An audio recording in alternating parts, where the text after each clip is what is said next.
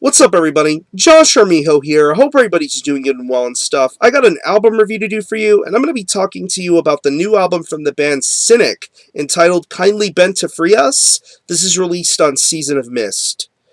Now, if you're not too familiar with this band, they are based out of Miami, Florida, and to me, Cynic are one of those bands that have always looked for a way to reinvent themselves.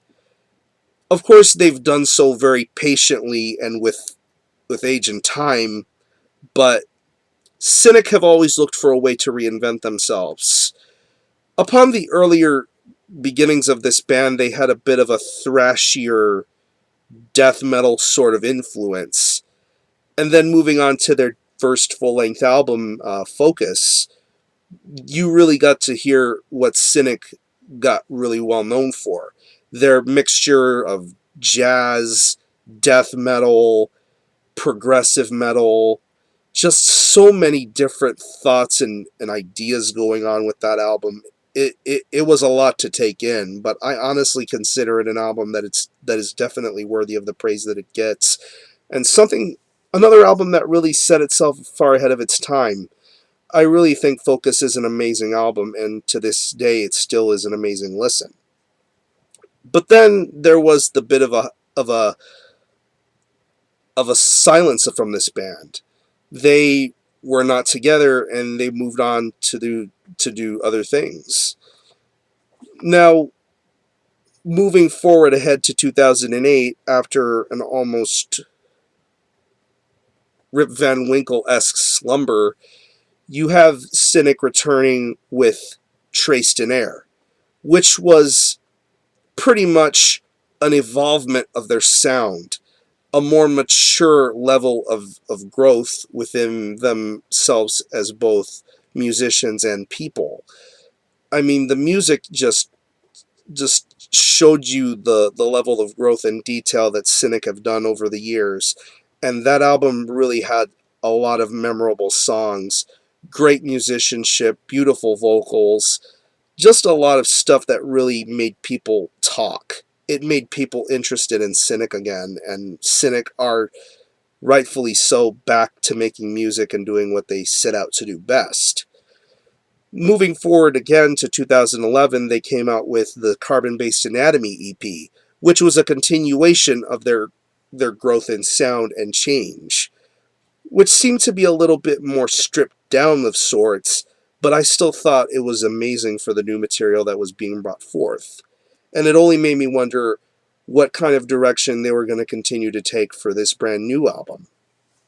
I'll be perfectly honest and say that when I listened to the first release song that this album had come out with, The Lion's Roar, I thought to myself, you know what, I think this is a decent song, but for the other 7 tracks that are on here, I want to know what the rest of this album sounds like. I'm not going to have an opinion based upon one single song, and that's it. I want to know what the rest of this album sounds like. And now here we are with the third full-length album from Cynic. Can't believe I'm saying this is their third album. I would think that for them being involved as long as they would have more albums than that, but oh well, what can you do? It's 8 tracks, and it clocks in at around 42 minutes in length.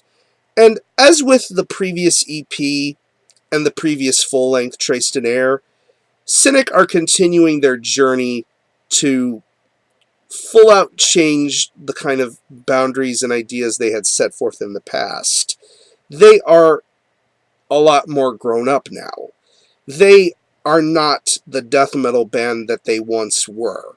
They are a completely different kind of monster.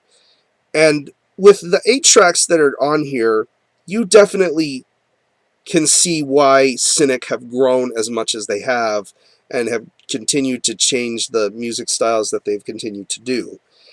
And really, after giving this album a lot of listens, I can definitely say that this album is going to be somewhat of a grower on you. I mean, if you listen to it one time, you really won't have much, you really won't know how to feel or what to think. But if you give it at least another couple of listens, I would say this is something that would definitely have to grow on you or click with you in order for you to ultimately get it. Like the opening tracks of this album, True Hallucinations Speak and Infinite Shapes, I mean, just some really, really smart musicianship going on with those songs. It almost feels as if you're in a relaxed state of mind. Once you hear the instrumentation get forth and started, it really, really sounds complex and soothing. That's the main focus of the way the musicianship is here, the way the guitar is being handled, and the way the bass sounds. It makes you feel almost relaxed, like you're in another world, to somehow collect peace within yourself. And that's definitely what I pick up when I listen to the instrumentation. The way Paul plays his guitar, it definitely sounds smooth. The riff work is very top notch. I'm digging the solos a lot. Very, very smart, and a lot of time signatures. Pretty much what you would expect from a band like Cynic. You get those little twists and turns that you don't see coming. But the way the riffs are being handled here, I think they sound incredible. And mentioning again the bass, I think Sean Malone is an amazing bass player, and I definitely think he steals this album with the way the bass, the way the bass tone is, the way everything glides, the way everything sounds, the way every riff is structured. The bass guitar is the definite high point for me of this album. It definitely stands out a lot more than one might think, but I really think the bass guitar sounds smooth and beautiful here. Um, Moving forward to the drums, Sean's drumming is, as usual, pretty impeccable. He's always been a top-notch drummer regardless of what bands he's played in, whether it be death metal, progressive, or straight-out prog rock. Sean Reinert is a man with so much talent and so much grace, and he definitely gives what he can give to offer here. It's done very respectfully, and the way he handles himself with the patterns, the time signatures, the overall pace of this album, it feels very comfortable, very soothing, very natural. I love that about Sean's drum performance here, and it definitely feels very smooth. I wouldn't expect it to be too much heavy. I just pick up that relaxing vibe when I hear the drums of this album. And of course, we move on to the vocals. If you already are familiar with the Cynic vocal style, you already know what you're going to get. The vocals are pretty much sung. There are no growls to be heard whatsoever. It's pretty much been what you've heard through the last couple of Cynic records.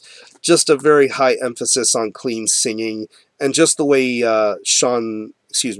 Paul sings, it just feels really good. Very, very smooth, very relaxed. You do get the occasional robot voice in certain instances, which I still think is cool and definitely brings forth something memorable that Cynic is well known for. And I think the way the vocals are being handled here are done very, very nicely. I mean, songs like Moonheart's Sunhead and Holy Fallout, just some really, really good vocal work going on here. Um, I will be honest enough to say that I don't think this album tops Traced in Air by a long shot. I still think this is the superior. Traced in Air is the superior of the current Cynic sound. But I think Kindly Bent to Free Us works. I think this album works for what it is and what it sets out to do. I I don't know. Like I said, this is something that's definitely going to have to become a grower on you in order for you to understand it. I mean, if you're a fan of what Cynic has always put out, if you love all of their stuff, I would definitely say to give this a shot. I know there are people who love Cynic, but only for their early demos and their death metal material, the Focus album, the demos prior and after that, which is fine. Enjoy Cynic how you want to enjoy them, but Cynic have moved on. Cynic have moved on to this new style of music, and for what it's worth, I think this is a pretty moderate success. I think this is a good album. I definitely will say I'll say it again. This is going to be a grower, so we'll see where this ends up at the year's end. So, if I had to pick any favorite tracks, I would definitely have to say True Hallucination Speak, Infinite Shapes, Moonheart Sunhead, Holy Fallout, and Endlessly Bountiful. So I'm going to leave you a link in the description box to the Cynic Bandcamp page where you can stream this album in its entirety, hear it for yourself, and be your own judge as to whether you feel it's worth being purchased or not. This is available in CD, vinyl, digital. There's also a special limited edition box set. Yeah, there's many opportunities to get it. You can buy it from pretty much any major music retailer that carries Season of Mist titles. Yeah, whether you like it or not will be an entirely different story. So, again, the album is Kindly Bent to Free Us by Cynic. This is released on Season of Mist. Check it out if you're into Cynic. And as far as the score is concerned, for the time being, I'm going to give this a very light 8 out of 10. It's very much something I would recommend to any Cynic fan to check out. Whether you like it or not is a whole different story. So regardless, check it out. I'm not going to go this review. Thanks a lot for watching. Thanks for checking out my channel. And until next time, Army out.